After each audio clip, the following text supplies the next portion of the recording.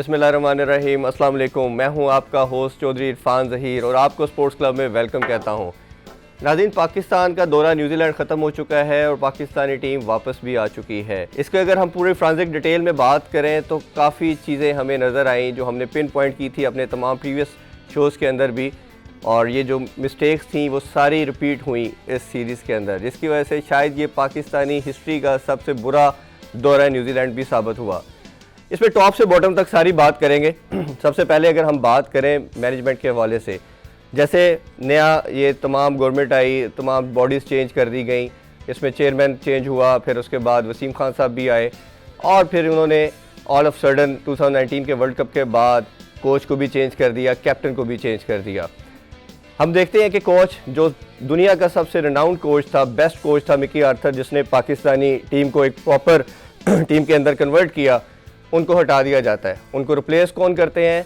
मिसबाह-उल हक, जिनका कोचिंग कोई एक्सपीरियंस नहीं होता, और पाकिस्तानी नेशनल टीम को एक ऐसा कोच दे दिया जाता है जिसने पहले कभी कोचिंग नहीं की होती और अब जाके उन्होंने लेवल 2 किया है। इसके साथ फिर मज़ीद बात करें तो कैप्टन सरफराज, जिसने 2 साल पाकिस्तानी टीम को T20 में नंबर 1 रखा, हम उनको रिप्लेस कर देते हैं। आल्दो के बाबर आजम की बात की जाए तो नंबर 1 बैट्समैन है, इसमें कोई डाउट नहीं, बट कैप्टनसी के अंदर तो हमें ओबियसली उनको भी वक्त के साथ देखना पड़ेगा। बट उनकी इंजरी के बाद हमने देखा कि मोहम्मद रिजवान टेस्ट में क़यादत करते हैं और शादाब जो है वो T20 में करते हैं। दोनों का इससे पहले स्वाय ये T20 कप के अंदर मोहम्मद रिजवान की लीडरशिप हमें नज़र आई और उसके सामने शादाब की PSL में हमने देखा। फिर हम मज़ीद आगे चलते हैं तो हम देखते हैं कि हमारे पास सिलेक्शन जो सिलेक्टर थे, चीफ सिलेक्टर, वो भी मिसबाह-उल हक बनते हैं, जो कि लेटर ऑन 1 साल सक्सेस ना देने के बाद अपने ओहदे को छोड़ देते हैं। फिर इस डिस्कशन को मज़ीद आगे हम चलते हैं, टीम के ऊपर जब आ जाते हैं तो हमारे टॉप 3 जो बैट्समैन हैं वो परफॉर्म नहीं करते, जिसका इम्पैक्ट ये आता है कि 2 साल से ज़्यादा हो गया पाकिस्तान कोई अवे सीरीज़ नहीं जीता। आयरलैंड के ख़िलाफ़ हमने 2 साल पहले सीरीज़ जीती, उसके बाद पाकिस्तान कोई सीरीज़ नहीं जीत पाया। उसके अलावा हमने देखा कि जो हमारे शान मसूद हैं वो 10 इनिंग्स के अंदर सिर्फ 1 सेंचुरी स्कोर कर सके और लास्ट जो 8 उनकी इनिंग्स थी उसमें 35 से ज़्यादा स्कोर नहीं कर पाए। 3 कंसेक्टिव 0 उन्होंने लिए। फिर आगे देखते हैं आबिद अली, और परफॉर्मेंस बड़ा स्टार्ट थोड़ा सा मिलता है, परफॉर्म नहीं कर पाए। इसी तरह हम बात करते हैं अजहर अली की, जिनको समझा जा रहा था मिसबाह-उल हक, यूनुस खान के जाने के बाद कि पाकिस्तानी टीम के सबसे मेन प्लेयर थे और समहाउ वो परफॉर्म भी करते रहे, बट वो हर सीरीज़ के अंदर सिर्फ 1 इनिंग्स में स्कोर करते हैं, उसके बाद उनकी तरफ से भी कोई हमें बड़ा स्कोर नज़र नहीं आता। फिर इसी तरह लेट मिडल ऑर्डर के अंदर हमने असद शफीक को नहीं रखा। हमने कहा कि उनकी फॉर्म नहीं है, नए लड़के बड़े ज़बरदस्त हैं। हमने देखा कोई भी लेट मिडल ऑर्डर के अंदर या मिडल ऑर्डर के अंदर परफॉर्म नहीं कर सके। चाहे हमने हारिस सुहेल को देखा, उसमें फवाद आलम 1 सेंचुरी उन्होंने स्कोर की, बट 3 इनिंग्स में वो भी कोई नुमाया करदगी नहीं दिखा सके। रिजवान आल्दो के एक अच्छी फॉर्म में हमें नज़र आ रहे हैं, आलमोस्ट हर मैच में वो करे, बट उनका प्रॉब्लम कीपिंग के अंदर नज़र आया। इसी तरह हम बॉलिंग के अंदर बात करें, मैं शुरू से अपने हर शो में बात कर रहा हूं कि हम 2 साल से सबसे ज़्यादा सफ़र जो कर रहे हैं वो बॉलिंग के अंदर कर रहे हैं। हमें पाकिस्तान की जो रिकग्निशन है, जो एंटिटी है, हम पाकिस्तान जाना ही अपनी बॉलिंग की वजह से जाता है। बट अनफॉर्चुनेटली हमारी 2 साल में कोई एक चैम्पियन ट्रॉफी के बाद शायद ही कोई ऐसा मैच होगा जो हम बॉलिंग की वजह से जीते हों, क्योंकि जितने भी हमारे बॉलर हैं स्वाय शाहीन शाह अफरीदी के किसी ने नुमाया परफॉर्मेंस नहीं दी। वो भी शुरू नए बॉल से अच्छा बॉल करते हैं, बट उसके बाद नज़र नहीं आता। मोहम्मद अब्बास की बात करें जो स्पेसिफिकली खेलते ही टेस्ट क्रिकेट है, उनका पेस पहले 125-128 तक होता था, साथ कुछ बॉल सीम स्विंग करते थे, बट अब उनका पेस जो है वो 5-6 नॉच नीचे आ चुका है, वो 120 के अराउंड आके बॉलिंग कर रहे हैं। इसके ऊपर तो मेरा नहीं ख्याल कि जिस तरह की आउटस्टैंडिंग बैटिंग है न्यूजीलैंड की, वो उनको डिस्टर्ब कर सकते थे। फिर मज़ीद बात करें तो हमें मज़ीद जो फास्ट बॉलर हैं उनमें देखना पड़ेगा। हमें यासर शाह की भी बात करते हैं हम, वो लास्ट 2-3 ईयर से कोई ना एशियन कंडीशन के अंदर परफॉर्म कर पा रहे हैं। वे तो वो पहले भी ऐसा सच उनसे परफॉर्मेंस नहीं हो रही थी। नसीम शाह की बात करें जो 17 साल की एज के अंदर हमने टीम में इंडक्ट किया, हमने कहा जी हमें लाइफ टाइम में एक फास्ट बॉलर मिल गया, जैसे अगले 10-15 साल हमें सर्व करेगा। बट अनफॉर्चुनेटली हमने देखा कि उनकी जो फिटनेस के इशूज़ हैं वो सेटल डाउन नहीं हो पा रहे। बॉस वेवर्ड बॉलिंग करते हैं, नो बॉल्स के इशू वो सेटल नहीं हुए। एक इसमें और बहुत इंपॉर्टेंट बात मैं कहना चाहूँगा, जब किसी भी टीम की फील्डिंग देखते हैं, बैटिंग बॉलिंग में तो हम चले कह सकते हैं कि फॉर्म नहीं थी, टीम सेटल नहीं हो पा रही, कंडीशन का इशू था। फील्डिंग एक ऐसी चीज़ होती है जो प्लेयर्स के हाथ में होती है। जो पाकिस्तानी टीम की बॉडी लैंग्वेज लगी, पर्टिकुलरली फील्डिंग के अंदर, सेकंड टेस्ट के अंदर बात करें तो 11 कैचेस ड्रॉप किए पाकिस्तानी टीम्स ने। आप कैसे सोच सकते हो कि 11 कैचेस ड्रॉप करने के बाद आप कोई गेम जीत सकते हैं या ड्रॉ कर सकते हैं? उसमें हमने देखा कि सीधे स्ट्रेट, इवन जो कीपर थे मोहम्मद रिजवान, उन्होंने भी कैच नहीं पकड़े। उनकी जो बॉडी लैंग्वेज पूरी टीम की तो थी जैसे कि वो पहले ही मेंटली एक्सेप्ट कर चुके हैं कि हम मैच नहीं जीत सकते, हमारा उनसे कोई कंपटीशन नहीं है। इधर काम आता है कोचेस का, तमाम मैनेजमेंट का, कि वो प्लेयर्स को बनाते हैं, उनको खड़ा करते हैं। बट हमें टीम की तरफ से, मैनेजमेंट की तरफ से, थिंक टैंक की तरफ से कोई ऐसी चीज़ नज़र ही नहीं आई कि जो टीम के अंदर पेनिट्रेट करती और प्लेयर परफॉर्म करते। हम जानते हैं कि जैसे पाकिस्तानी जो क्रिकेट टीम है, ये शायद एक वाहिद स्पोर्ट्स है जो पूरी नेशन को एक वो कंबाइन भी करती है, प्लेयर भी देती है और उसके साथ पूरी एनर्जेटिक एक एनवायरनमेंट भी पूरे मुल्क के अंदर प्रोवाइड करती है। बट अनफॉर्चुनेटली जो ग्राफ नीचे जाता जा रहा है परफॉर्मेंस का, इसके सबसे बड़ा नुकसान ये हो रहा है कि अवाम के अंदर जो नेशन है उसका इंटरेस्ट जो है वो गेम से काफ़ी दूर जाता जा रहा है। अगर इस चीज़ों को एड्रेस ना किया गया, पर्टिकुलरली रिक्वेस्ट हमारी इस फोरम से पीएम साहब से है जो पैटर्न इन चीफ भी हैं, इसको खुदारा जल्दी एड्रेस करें। नहीं तो खुदा न खास्ता अगर इसको एड्रेस ना किया गया तो वो दिन दूर नहीं जब स्क्वाश के अंदर हम नंबर 1 थे, हॉकी के अंदर थे, तो आज हम कहीं नज़र नहीं आ रहे। तो अनफॉर्चुनेटली हमें जो ट्रैक नज़र आ रहा है, हमारी डोमेस्टिक क्रिकेट नहीं हो रही, क्लब क्रिकेट नहीं हो रही, ये सारी चीज़ों के बाद कहीं इसका जो मेयार क्रिकेट का जिस तरफ जा रहा है वो हमें नुकसान ना पहुँचाए। उम्मीद करते हैं आज पीएसएल का जैसे ड्राफ्ट भी हो चुका है, पीएसएल की रौनकें भी बहाल होने वाली हैं, नेक्स्ट मंथ से वो भी शुरू होगा, साउथ अफ्रीका की टीम भी पाकिस्तान आ रही है, इस पे हम पूरी डिटेल डिस्कशन अपने नेक्स्ट शो में करेंगे। दूसरी कुछ बात करना चाहेंगे Australia versus India test match के वाले से। लास्ट डे पे मैच चला गया हुआ है, कल लास्ट डे होगा। इंडिया को मज़ीद जीत के लिए 309 रन दरकार है और उनकी 8 विकेटें बाकी हैं। सीरीज़ ऑलरेडी 1-1 से बराबर है। लेट्स सी कि इसका रिजल्ट क्या रहता है। जी नाजरीन, इस पे हम डिटेल डिस्कशन अपने नेक्स्ट शो में करेंगे। अब बढ़ते हैं अपने नेक्स्ट सेगमेंट गेस्ट कॉर्नर की जानिब।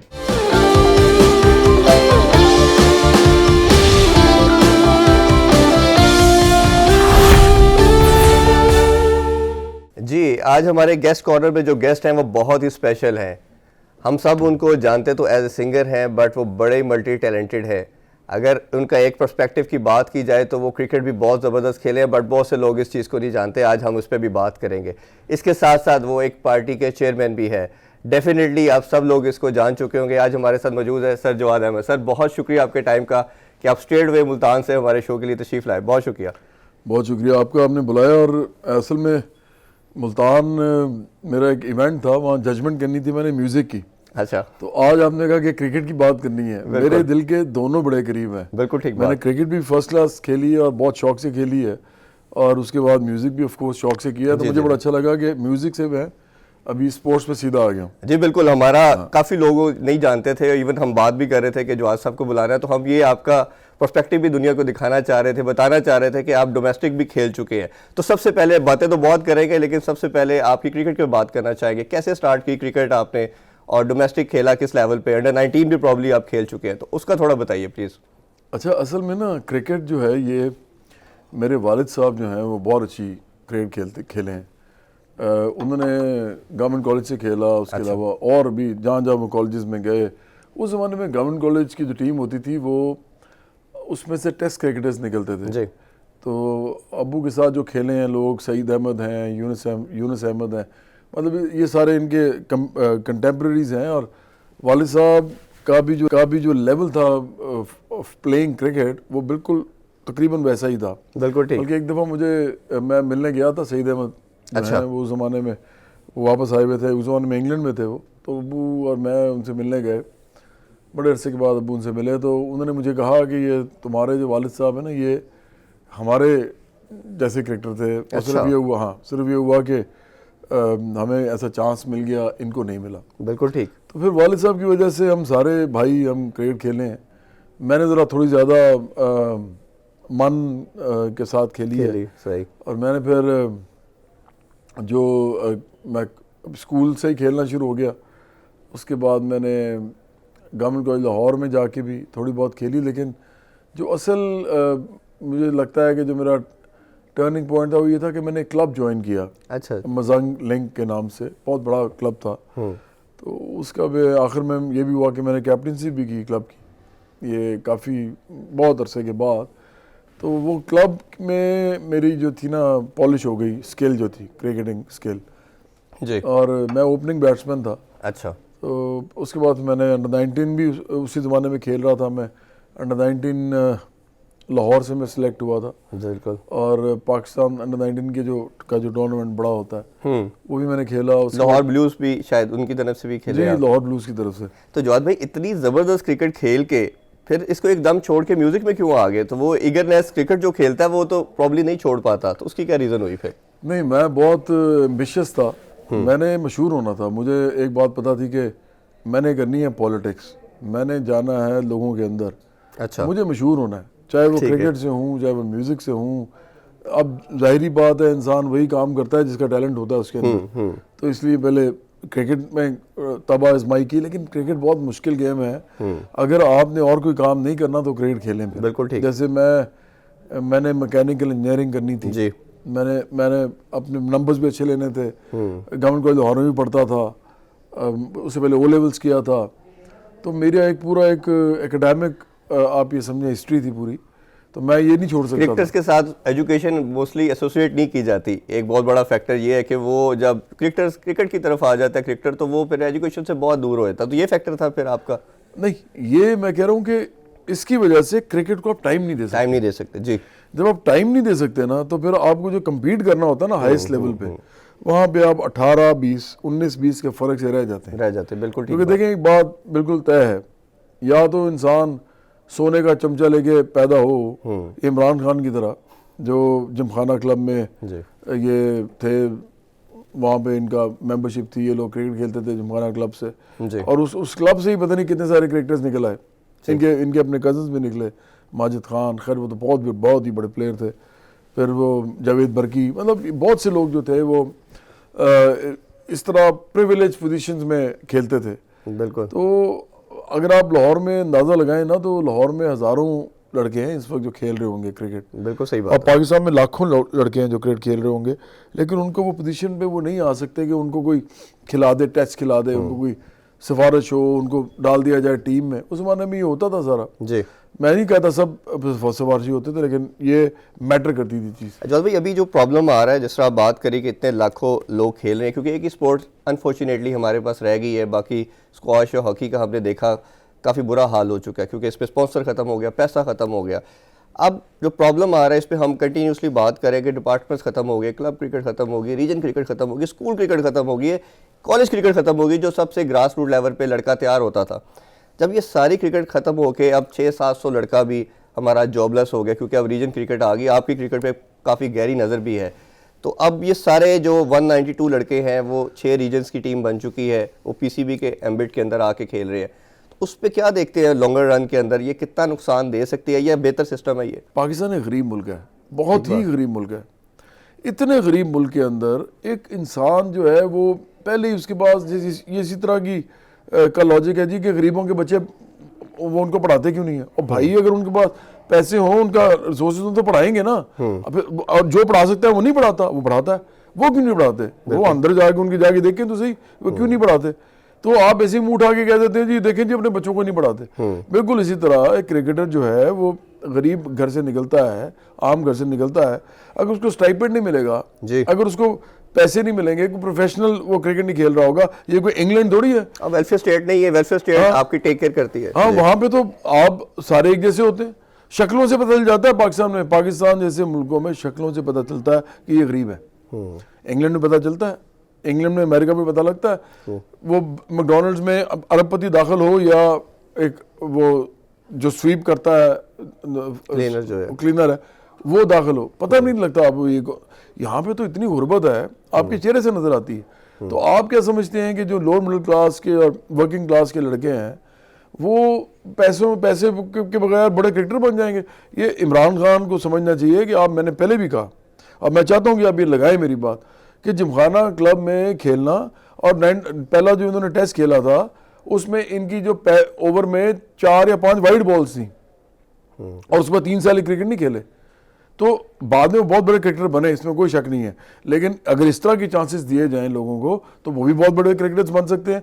किसी को कुछ भी ना होता और वो टेस्ट खेल जाए तो इस तरह तो होता ही है। फिर आप क्या समझते हैं कि इसमें क्या डिपार्टमेंटल सिस्टम अच्छा था, वो जो पहले ऑलरेडी चल रहा था, वो बहुत ज्यादा बेहतर था, क्लब क्रिकेट जो उसको सस्टेन करता था नीचे लेवल पे? क्या ये खुद कैसे निकले सारे? पाकिस्तान के अंदर जो बड़े प्लेयर्स हैं जितने भी आप उठा लें वो सारे ये क्रिकेट खेल के आए हैं। ठीक, आज मुझे बताएं कौन से क्रिकेटर्स हैं जो इस वक्त आपके सामने नजर, आपको ये जो आप कह रहे हैं जी सिटीज की क्रिकेट होगी और वहां पे लोग निकलेंगे, कौन से निकल रहे हैं? इनकी बेसिकली उसका मेरा एक दफ़ा चांस हुआ इस पे डिस्कशन करने का। उनका पॉइंट ऑफ व्यू है कि जितने कम लोग आएंगे, वो एक डिपार्टमेंट से जब जॉब मिल जाती है किसी प्लेयर को तो वो अपने आप को सेफ सिक्योर करता है, वो आगे एफर्ट नहीं करता एक अच्छे कंपटीशन के लिए। बिल्कुल और ये बात है जी, वो कहते हैं कि जितना कम्पिटिटिव क्रिकेट होती जाएगी वो उतना अग्रेसिव होगा लड़का, उतना वो जोर लगाएगा अपने आप को उसमें सिस्टम में रखने के लिए। देखिए पैसा है नहीं किसी के पास इस मुल्क के अंदर, 17,500 मिनिमम वेज है इस मुल्क के अंदर। एक गरीब आदमी जो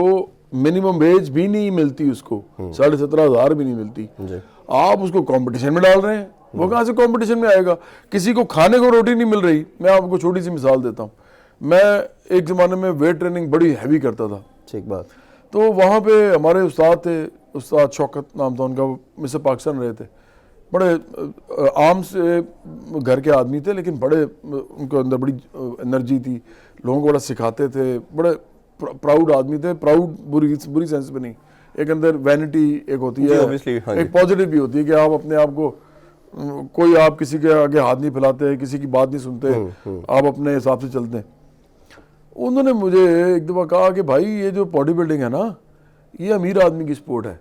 अच्छा, ये तो हम तो पता नहीं किस तरीके से कर रहे हैं, अपना पेट काटता हूँ मैं अपनी सारे काम छोड़ के जो मैंने एंटरटेनमेंट करनी होती है और क्या क्या सारी चीज़ें, सिगरेट मैं नहीं पीता, मैं सारे पैसे इस पे लगाता हूँ, फिर कहीं जाके मैं बनता हूँ। तो देखिए स्पोर्ट जो है ना, स्पोर्ट वो क्यों अमीर की चीज़ है स्पोर्ट?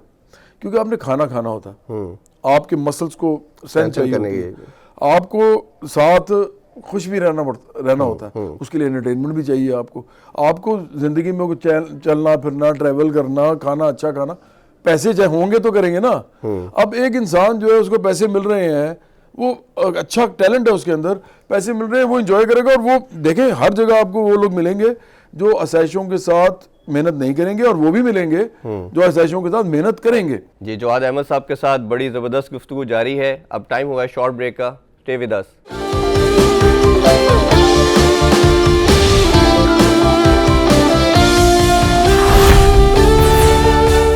जी नाज़रीन, वेलकम बैक। अभी मजीद कुछ क्वेश्चन करते हैं जवाद साहब से। जवाद भाई, एक रिसर्च की अपने तौर पे कि क्या रीज़न है कि पाकिस्तान और एशिया के अंदर, सब कॉन्टिनेंट के अंदर बॉलर अच्छे आ जाते हैं, बैट्समैन नहीं आते। वो करते करते मैंने डिफरेंट को पढ़ा देखा, तो उसमें मुझे एक चीज़ पता चली कि बॉलर इसलिए आ जाते हैं कि उसको सिर्फ एक बॉल चाहिए, वो किसी भी टाइम पे जोर लगा के गली में वो खेलना शुरू कर। बैट्समैन अगर आपने अच्छी क्रिकेट खेलनी है तो आपको एक स्टैंडर्ड का बैट चाहिए। अब बैट की कॉस्ट जो है वो 50,000 से स्टार्ट होती है, ठीक है, 50,000 से it's goes for 2 lakh 3 lakh as well. अब उसको पैड चाहिए, उसको दूसरे इक्विपमेंट भी चाहिए, अपने आपको हेलमेट चाहिए, वो सारा कुछ करने के लिए जो लॉजिस्टिक रिक्वायर्ड है वो 2-3 लाख की बन जाती है। अब एक लड़का बेचारा जो एक छोटे घर से है वो सारा कुछ अफोर्ड नहीं कर पाता। वो अगर उसके अंदर बैटिंग का टैलेंट है भी है तो वो अनफॉर्चुनेटली उसको सस्टेन नहीं कर पाता, इन चीज़ों की वजह से वो पीछे रह जाता है। तो इसके ऊपर आप क्या समझते हैं कि हमें क्या एज ए वेलफेयर स्टेट, तो हम ओबियसली है नहीं है, तो स्टेट की क्या रिस्पॉन्सिबिलिटी है? क्या क्लब को इन्हेंस करना चाहिए? डिपार्टमेंट जैसे अब ख़त्म हो गई है, तो कोई आपके माइंड में इसमें आइडिया हो? अगर आपने इस मुल्क के अंदर आम लोग हैं, उनके बच्चे हैं, क्रिकेट खेल रहे हैं, लड़के भी लड़कियां भी, और उनको डिपार्टमेंट्स के अंदर, क्योंकि ये वो मुल्क नहीं है जहाँ पे मैंने कहा कि जब सबके पास सब कुछ है, खाना, कपड़ा, घर, तहफ़्फ़ुज़, तालीम, सेहत, रियासत इसकी जिम्मेदारी ले रही है, यहाँ तो नहीं है। तो अगर उनको ये सब कुछ जो है वो किसी तरीके से डिपार्टमेंट से मिल जाता है और उसके अंदर वो मेहनत करते हैं और वो आगे आते हैं, और जो मेहनत नहीं करेगा ना, डिपार्टमेंट उसको रखेगा भी नहीं। ये जो है ना रैशनल के जी वो जी मेहनत नहीं करेगा, फिर कमाल है, वो लोग उनको खिलाने के लिए बैठे हुए हैं कि जो काम ही नहीं कर रहा, कोई मेरिट भी आ ही नहीं रहा, कोई परफॉर्मेंस ही नहीं दे रहा, तो आप उसको फिर भी बैठ के खिला रहे हैं। ऐसा कहीं नहीं होता। तो ये आपकी फैमिली कर सकती है, ये आपके डिपार्टमेंट्स नहीं कर सकते। तो इसलिए मैं समझता हूँ कि ये बहुत अच्छी चीज़ थी पाकिस्तान के अंदर। या तो आप पाकिस्तान को फिर बनाए ना एक वेलफेयर स्टेट बनाए आगे है ना आप। ये वो लोग हैं जो सारे हमारे, मैं सिर्फ इनकी बात नहीं कर रहा, सारे हुक्मरान हमारी जो क्लास है ये हज़ारों के नालों सैकड़ों के नालों में रहते हैं। ये इनकी जदादें हैं, अब 14 तो इनकी हैं, उनके अलावा नवाज शरीफ की तो पता नहीं कितनी है, और हाफिज़दारी की भी उसको मालूम ही नहीं होंगी कितनी जदादें। तो इन लोगों को क्या पता कि आम इंसान क्रिकेट कैसे खेलता है, आम इंसान पढ़ता कैसे है, आम इंसान बीमार हो जाए तो वो इलाज कैसे कराता है, इनको क्या पता है। तो ये एहसास की जो बात करते हैं स्पोर्ट्स के अंदर, एहसास सबसे पहला ये है कि जो टैलेंटेड लोग हैं उनको रियासत फैसिलिटेट करे, अगर नहीं कर सकती तो कम से कम जो डिपार्टमेंट्स अगर कुछ कर ही रहे हैं और वापस में कम्पीट करें, अच्छे अच्छे लोगों को ला के फिर वो कम्पीट करते हैं आपस में, तो ये तो पूरी दुनिया में होता है। ये क्या कैरी पैकर में नहीं गए थे? आप मुझे एक बात बताएं, इमरान खान, ज़हीर बाज़, माजिद खान, वसीम बारी भी थे, नहीं वसीम बारी नहीं थे, ये तो मज़ेदार बात है, उन्होंने शायद फिर कैप्टनसी ली थी। मतलब ये बहुत बड़े बड़े क्रिकेटर्स हमारे, जावेद मियांदाद, ये सब कैरी पैकर में गए। ऐसा हुआ जी। और वहां जाके पैसे लेके उन्होंने क्रिकेट खेली, और पाकिस्तानी टीम को जरूरत थी इनकी, और ये वहां चले गए। पाकिस्तानी टीम ने इनसे कहा तो उन्होंने कहा जी हम तो कॉन्ट्रैक्ट कर लिया, पूछे बगैर। इन्होंने कहा भाई अगर आपने ये कर लिया तो फिर पाकिस्तानी टीम ने जो मैचेस खेलने उसका क्या बनेगा। उन्होंने कहा, उनको दिया शो कॉज नोटिस, इन्होंने जनाब कहा जी हम तो खेलते नहीं, फिर ये कैरी पैकर में चले गए। तो ये सारे लोग खुद पैसा कमाते रहे हैं, पाकिस्तान को खेलना इन्होंने इनकार कर दिया पैसा कमाने के लिए। और आज डिपार्टमेंट के लड़के, गरीब लोग, आप तो सोने का चमचा लेके पैदा हुए थे, वो तो नहीं पैदा हुए, उनको ही कह रहे हैं नहीं जी ये तो जी सिटीज़ की क्रिकेट होगी और होगी। मैं समझता हूँ कि नहायत अफसोसनाक बात है, नहायत दुख की बात है, और जावेद मियांदाद को मैं सपोर्ट करता हूँ इस मामले में।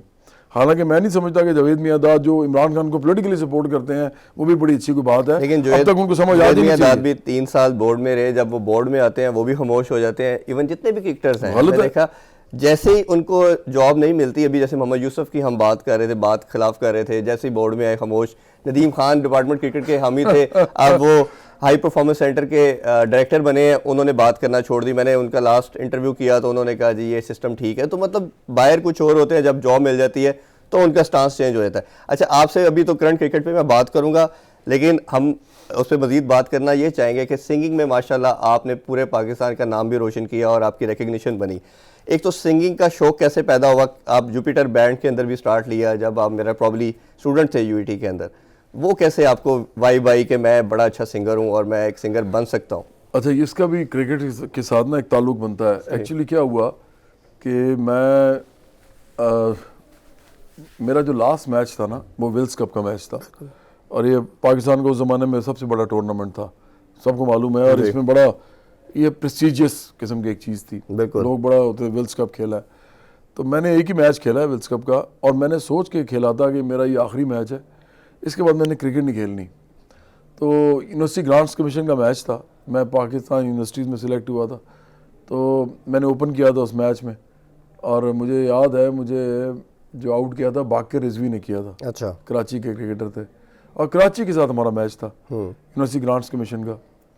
तो उसमें वो उस मैच में मैंने सोच लिया हुआ था कि मैंने म्यूज़िक करना है। टाइम कंपटीशन बहुत टफ था, आप थे, जुनैद जमशेद थे, फिर अली अजमत थे, तो इतना आसान काम नहीं था उस टाइम अपनी रिकग्निशन बनाना। और माशाल्लाह फिर वो जो आपने गाना शुरू किया, एक से एक बढ़ के गाना दिया, लेकिन जो पहली पहचान आपकी बनी वो अल्लाह मेरे दिल के अंदर, वो एक सबसे बड़ी पहचान बनी। उसके कुछ थोड़े से बॉल हमें सुनाए, वो हम उसको ताज़ा करना चाह रहे हैं, आज बड़ी अपॉर्चुनिटी है। मुझे पता है जब मैं आता हूँ ना, चाहे मुझे किसी भी हवाले से आऊँ ना, ये हवाला ये मैंने पहले से सोचा हुआ था कि कुछ चीज़ें आपसे हमने आज शो में सुननी भी है। मैं बिल्कुल सुनाता हूँ। जी, मेरा पहला गाना ताज़ा होता है जी उससे, बिल्कुल पहला गाना था जो मैंने किया था। जी बिल्कुल।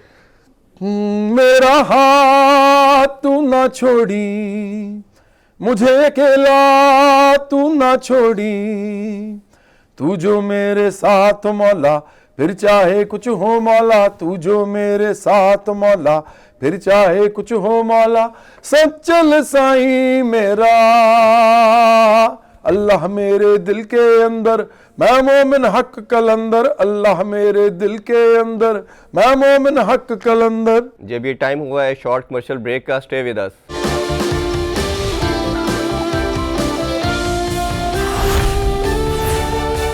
Welcome back after the break. गुफ्तगू को मजीद आगे बढ़ाते हैं, कुछ करंट क्रिकेट पे भी बात करना चाहेंगे आपसे। अभी जैसे देखा कि न्यूजीलैंड से बड़ी बुरी तरह हम हारे हैं, और लास्ट अभी आपसे पहले मैं शो में बात भी कर रहा था कि 2 साल से हम कोई ओवीएस सीरीज़ नहीं जीते। क्या रीज़न लगती है? ये जो मैनेजमेंट न्यू आई है, कोच चेंज कर दिया गया, मिकी आर्थर, अभी मिसबाउल हक हैं, और कैप्टन भी सरफराज बड़ा अच्छा लीड कर रहे थे, चेंज। तो करंट क्रिकेट जो पूरी मैनेजमेंट है, इसको कैसे देखते हैं आप, क्योंकि आप बड़ा क्लोजली सारों को फॉलो भी करते हैं? अच्छा, मैं अब इतना वैसे नहीं करता फॉलो, लेकिन मैं समझता हूँ कि पाकिस्तान की जो क्रिकेट है वो इस वक्त ज़वाल का शिकार है, और मैं बड़े अरसे से ही बात कह रहा हूँ। उसकी वजह ये भी है कि पाकिस्तान में वैसे भी जो सिस्टम्स है ना, पॉलिटिक्स से लेके, ब्यूरोक्रेसी से लेके, फिर हमारे जो जो भी शोबे हैं, मैं नाम सारे इदारों के नहीं लेना चाहता, लेकिन हर जगह आपको तनज़्ज़ुली नज़र आती है। तो ऑफ कोर्स उसका एक रंग जो है वो क्रिकेट भी है, स्पोर्ट्स भी है, मौसीकी भी है, फिल्म भी है। तो पाकिस्तान के अंदर हालात बेहतर होंगे ना जब लोगों के ओवरऑल, और इस मुल्क के अंदर दोबारा एक इकॉनमी का पहिया चलेगा, और लोग, तमाम लोगों के लिए चलेगा, तमाम लोगों को फ़ायदा होगा, जिससे उनके ख़ानदानों को फ़ायदा होगा। तो अब देखिएगा, या मेरी बात लिख लें, आपकी हर चीज़ बेहतर होगी, क्रिकेट भी बेहतर होगी। अब मसला ये है कि इतने बुरे हालात हैं मुल्क के, वैसे ही हर वक्त कभी कुछ खबर आती है, कभी कहीं खबर आती है। पहले इन्होंने धरने दे दिए, अब वो धरने दे रहे हैं। ये एक ऐसी सियासत है जो इंतकाम की और इल्ज़ाम की सियासत है। मैं हमेशा कहता हूँ, मैं तो साफ बात करता हूँ कि मेरे से वो बातें सारी सुन लें जो आप किसी और से नहीं सुनेंगे, क्योंकि मुझे कोई फ़र्क ही नहीं पड़ता, मैं तो जो सच है बोल देता हूँ।